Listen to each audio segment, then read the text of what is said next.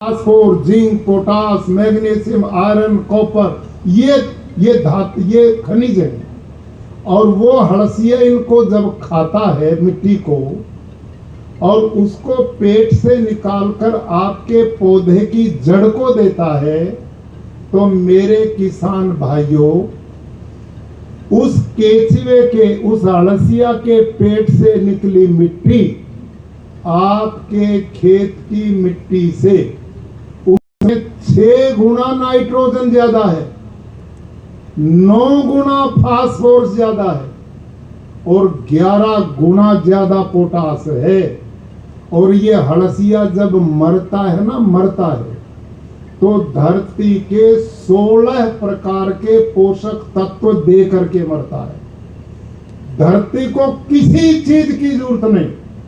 ये हड़सिया सारी जिंदगी आपके लिए बिना पैसे का मजदूर है और जब बलिदान मरता है तो आपकी धरती के सारे तत्वों की पूर्ति करता है। और इस धरती में इतने छिद्र बनाता है, इतने होल बनाता है कि सारी धरती मुलायम हो जाती है। मैं गुजरातियों को बड़ा बुद्धिमान इसलिए बोलता हूं कि इन्होंने इसका नाम हड़सिया रखा। हड़सिया किसे कहें? जो हल वाला काम करे वो हड़सिया है। बैल से जो हल चलाते थे वो धरती को उपजाऊ बनाते थे आप, तो जो हल काम करता वो हड़सिया काम करता है। हल तो 1 फीट तक धरती को खोदता है और ये तो 10 फीट तक धरती में छिद्र करता है। और जब 10 से 15 लाख हड़सिया खेत में होगा तो वो कितने छिद्र बनाएगा? करोड़ों, रात दिन काम करेगा। अब करोड़ों छिद्र धरती में है और वर्षा होगी, पानी बरसेगा, तो जिस खेत में प्राकृतिक खेती है उसमें 2 दिन से ज्यादा पानी रुक ही नहीं सकता।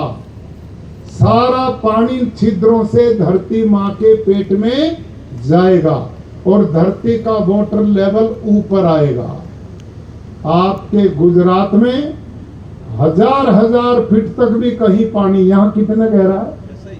ऐसा ही है। शंकर भाई जी कह रहे यहाँ 800-900 फीट पे पानी है।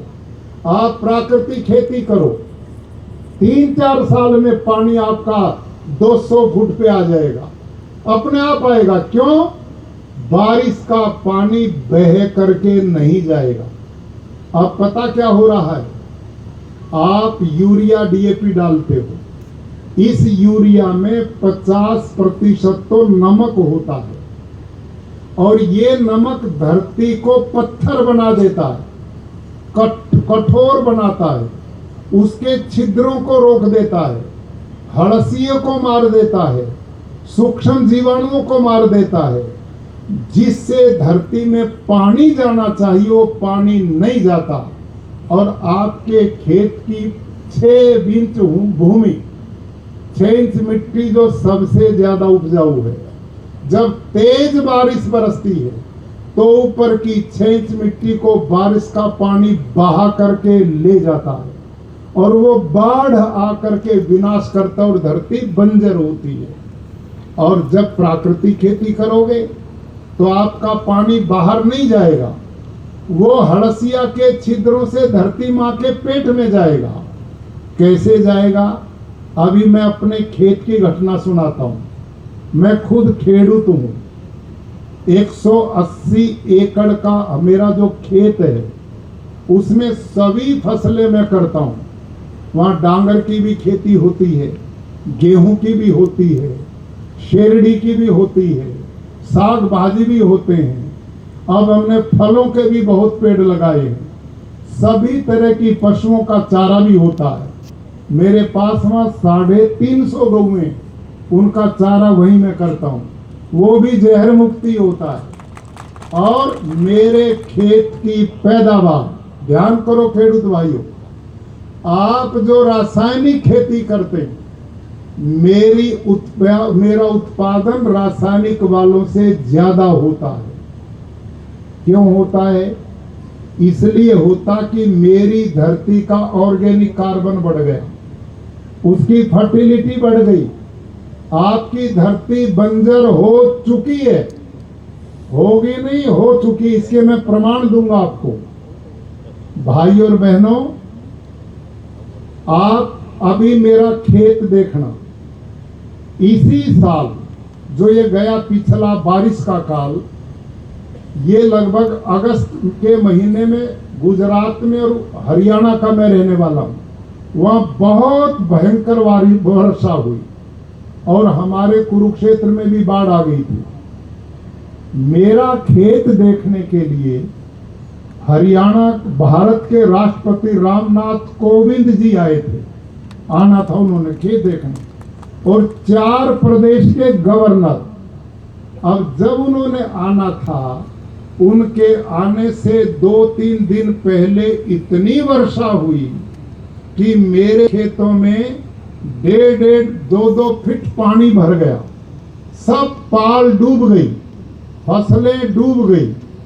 मैंने सोचा अब 2-3 दिन बाद राष्ट्रपति आएंगे, गवर्नर 4 आएंगे, मैं खेत को क्या दिखाऊंगा, यहाँ तो सब पानी भर गया। लेकिन आप आश्चर्य करेंगे, ये जो आज अखबार ने घटना छापी, ये तो मेरे खेत में मैं अगस्त में इसका अनुभव ले चुका था। और हुआ क्या, 2 दिन बीच में आने के थे। मैं सवेरे अपने खेत देखने गया, और जब खेत मैंने देखे और बीच में जो रास्ते बनाए थे चलने के, उनमें हड़सिया इतना था, मैं चल ही नहीं पाया। और उन हड़सियों ने खेत में इतने छिद्र बनाए थे, चारों तरफ परपोटा चल रहा था खेत में, बबल बुलबुले परपोटा चारों तरफ। और जब 2 दिन के बाद आया तो हमारे खेत में एक भी बूंद पानी की नहीं बची। और जो पड़ोस में हमारी तरह खेती करते थे, उनका भी पानी नहीं बचा। और जो रासायनिक खेती करते थे, उनकी सब फसलें सड़ गई, सब बर्बाद हो गई। और इसका प्रमाण उस दिन की घटना अब मैं आपको दिखाता हूं। अब चला भैया उसको। अब ये मेरे खेत का सीन देखना, और आप देखना हड़सिया जब प्राकृतिक खेती करोगे आपके सब खेत में कैसे बढ़ेगा। चलाइए उसको थोड़ा वीडियो को। ये प्रैक्टिकल है भाइयों। हाँ, ये देखना थोड़ा। आज मैं गुरुकुल कुरुक्षेत्र के प्राकृतिक कृषि फार्म पर पहुंचा। आप सब जानते हैं कि पिछले 10-11 जुलाई में उत्तर भारत में भारी बारिश हुई है, और कुरुक्षेत्र में भी ये वर्षा पर्याप्त मात्रा में हुई, जिसके परिणाम स्वरूप सभी लोगों के खेत लबालब पानी से भर गए। ये देखो पानी भर गया सब। ऐसी स्थिति में गुरुकुल कुरुक्षेत्र के प्राकृतिक खेती के अंदर जो केचुआ है, अर्थवर्म, देखो हड़सिया, अब देखो वो एकदम धरती से बाहर निकला। ये और जो रास्ते हमने चलने के लिए खेतों के बीच में बनाए हैं, उनके बीच में आप देख सकते हैं कितनी बड़ी संख्या में केचुए रेंग रहे हैं, चल रहे हैं। ये देखो मरे हुए नहीं और हैं, हमारे एक एकड़ में 8-10 लाख तक केचुआ काम करते हैं। और ये भूमि में 8-10 फुट तक यूं सीधा छेद बनाते हैं, दूसरे छेद से ऊपर आते हैं, इससे जाते हैं और इससे आते हैं। इसका परिणाम क्या है कि धरती के अंदर जितना भी ये पानी वर्षा का है, उन छिद्रों के द्वारा ये धरती माँ के पेट में जा रहा है।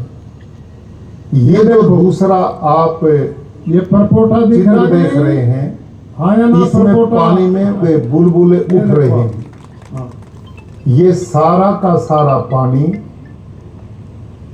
केचुओं के द्वारा बनाए गए खेतों में छिद्रों में प्रवेश कर रहा है, और पड़ोसी खेतों में पानी भरा खड़ा है, उससे फसलें बर्बाद हो रही हैं। लेकिन हमारे खेत का जितना भी पानी था, वो केचुए द्वारा बनाए गए छिद्रों के द्वारा सारा धरती माँ के पेट में चला गया। यह है नेचुरल वाटर हार्वेस्टिंग सिस्टम। अब बंद कर दो भैया। इसके देखा भाई खेडूत भाइयों, घूम रहे ये प्रैक्टिकल है। आप बिल्कुल मत घबराओ। आप इसीलिए रासायनिक खेती को नहीं छोड़ रहे। आप